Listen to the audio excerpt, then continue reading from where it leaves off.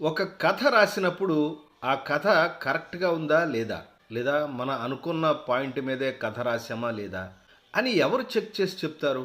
మనకు మనం చెక్ చేసుకునే ఒక అంశం మాత్రం ఉంది. అదే లాగ్ లైన్. కథ యొక్క సంక్షిప్త రూపం.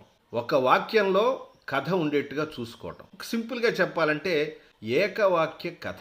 మీరు అనుకున్నటువంటి కథని మొత్తాన్ని కూడా ఒక్క లైన్‌లో గనక మార్చుకోగలిగితే దాన్నే మనం సినిమాలో లాగ్ లైన్ అంటాం. మీరు ఏ కథ అయినా రాయండి. సినిమా కథ అవ్వచ్చు, షార్ట్ ఫిల్మ్ కథ కావచ్చు, ఏ కథ రాసినప్పటికీ కూడా ఆ కథలో మీరు చెప్పాలనుకున్న అంశాన్ని మొత్తాన్ని కూడా ఒక లైన్‌లో రాసుకున్నట్టయితే అది లాగ్ లైన్ అంటారు. ఆ లాగ్ లైన్‌లో 3 అంశాలు ఉండాలి. ఒకటి ప్రధాన పాత్ర, దాని ప్రత్యర్థి పాత్ర, తర్వాత ఈ రెండింటి మధ్య దేని మీద కాన్ఫ్లిక్ట్ ఉంటుంది. అంటే సంఘర్షణ దేని మీద ఉంటుంది. ఈ 3 విషయాలు గనుకుంటే ఆ కథ అద్భుతంగా ఉన్నట్టే. ఈ 3 విషయాలు ఉండటమే కదండి కథ అంటే. ప్రధాన పాత్ర యొక్క జర్నీయే కథ అంటాం కదా.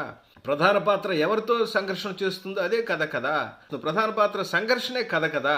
సో కథని చెక్ చేసుకోవాలంటే కథని లాగ్ లైన్గా మార్చుకోవటం, ఏకవాక్య కథగా మార్చుకోవటం అనేది చాలా ఇంపార్టెంట్ విషయం తెలుసుకోండి.